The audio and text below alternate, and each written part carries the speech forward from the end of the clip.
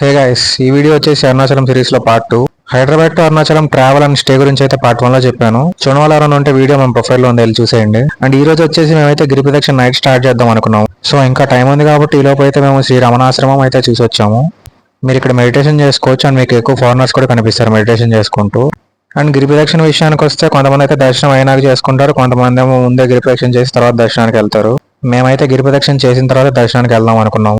So mid night around 1 అట్లా అవుతుంది, అప్పుడు స్టార్ట్ చేసాం మేమైతే గిరి ప్రదక్షిణ. రాజగోపురం దగ్గర నుంచి స్టార్ట్ చేస్తారు గిరి ప్రదక్షిణ. అక్కడైతే ఒక వినాయకుడు టెంపుల్ ఉంది, అక్కడ నమస్కారం చేసుకొని అక్కడ నుంచి స్టార్ట్ చేసాం మేము కూడా గిరి ప్రదక్షిణ. మీకు గిరి ప్రదక్షిణ చేసే దారిలోనే దశలింగాలు అయితే ఉంటాయి, వాటిని దర్శనం చేసుకోండి.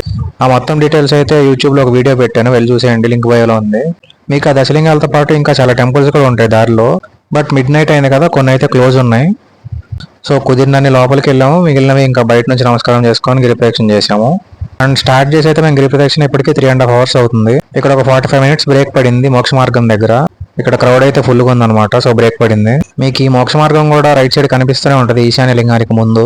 అండ్ నైట్ ఈ వినాయకుడు టెంపుల్ చెప్పాను కదా, ఇక్కడే రాజగోపురం దగ్గర ఉంటుంది. సో అక్కడ నుంచి స్టార్ట్ చేసాం మేము.